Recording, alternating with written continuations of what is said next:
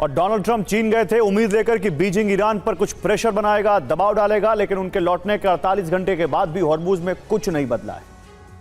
उल्टा अब कई देश हॉर्मुज से निकलने के लिए सीधे तेहरान से संपर्क कर रहे हैं और जहाज कंपनियां हॉर्मुज से आवाजाही के लिए ईरान से अनुमति मांग रही हैं। इस बीच ईरान ने हॉर्मुज के लिए एक नया समुद्री तंत्र तैयार किया है। ट्रंप के 40 अरब डॉलर वाले बीमा मॉडल के मुकाबले अब ईरान ने हॉर्मुज सेफ नाम का एक नया सिस्टम लॉन्च कर दिया है, जहां डॉलर नहीं बिटकॉइन चल रहा है। सवाल यह है कि क्या हॉर्मुज में अब अमेरिका की नहीं सिर्फ ईरान की शर्तें चलेंगी, और क्या ट्रंप की गनबोट डिप्लोमेसी पश्चिम एशिया में फेल हो रही है? इस रिपोर्ट में देखिए।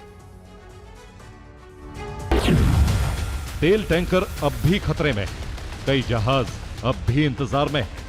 दुनिया के कई देश हॉर्मुज से गुजरने की अनुमति के लिए सीधे तेहरान से संपर्क कर रहे हैं। हॉर्मुज पर अब पूरी तरह ईरान की शर्तें चल रही। इसीलिए सवाल यह है कि क्या हॉर्मुज में अब ट्रंप की नीति पूरी तरह फेल हो गई? थाईलैंड ने भी ईरान से अपने फंसे हुए जहाजों को सुरक्षित रास्ता देने की अपील की। रिपोर्ट्स के मुताबिक हॉर्मुज स्ट्रेट के दोनों सिरों पर कई थाई जहाज लंबे समय से इंतजार में, यानी समुद्र का संतुलन बदल गया है। जो अमेरिका समुद्र में फ्री नेविगेशन का सबसे बड़ा झंडा बदार बनता था, अरब में वो मजबूर और नाकाम दिखाई दे रहा है।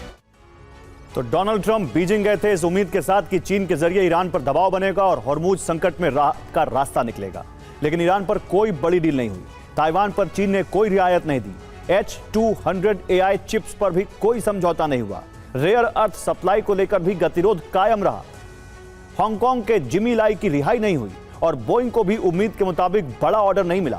यानी बीजिंग यात्रा से ट्रंप को कोई बड़ा रणनीतिक फायदा मिलता नहीं दिखाई दे रहा है। उधर हॉर्मुज में अमेरिका का 40 अरब डॉलर वाला सुरक्षा और बीमा मॉडल भी बुरी तरह फेल होता नजर आ रहा है। 2 महीने में एक भी जहाज अमेरिका के भरोसे नहीं पहुंचा, वो भी तब जब अमेरिका ने सरकारी गारंटी दी, यूएस नौसेना सुरक्षा का भरोसा दिया।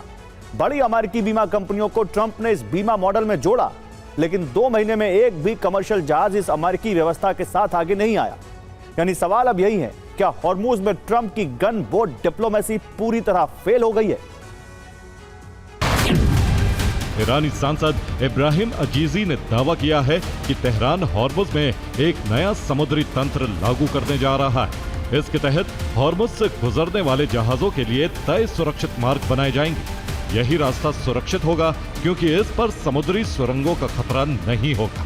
हॉर्मुज के नए ट्रैफिक तंत्र में ईरान समुद्री आवाजाही को नियंत्रित तरीके से संचालित करेगा।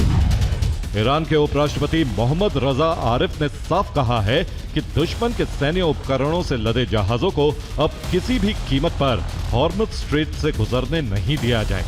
ये बयान सिर्फ चेतावनी नहीं, बल्कि समुद्री नियंत्रण के नए मॉडल का संकेत माना जा रहा है। और हॉर्मुज सेफ नाम के प्लेटफॉर्म के जरिए ईरान हॉर्मुज के बीच से अब समुद्री मार्ग निर्धारित करने की बात कर रहा है। जहाजों को डिजिटल बीमा देने की तैयारी की जा रही है। इस बीमा रकम के बदले ईरान युद्ध जोखिम की कवरेज की गारंटी ले रहा है। और सबसे बड़ी बात, पूरा सिस्टम डॉलर नहीं बिटकॉइन और क्रिप्टो नेटवर्क पर खड़ा करने की कोशिश हो रही है। यानी अमेरिकी बैंकिंग प्रतिबंधों से बाहर एक वैकल्पिक समुद्री व्यवस्था बनाने की कोशिश की जा रही है।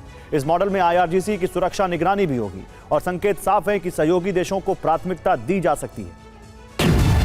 तेहरान ने समझ लिया कि अगर भुगतान डॉलर या यूरो में होगा तो अमेरिकी प्रतिबंध तुरंत सक्रिय हो सकते हैं। यही वजह है कि हॉर्मुज से जुड़ी नई ईरानी व्यवस्था में क्रिप्टो करेंसी को महत्वपूर्ण हथियार की तरह देखा जा रहा है। इसका मकसद सिर्फ भुगतान लेना नहीं, बल्कि अमेरिकी बैंकिंग निगरानी से बाहर रहना भी है।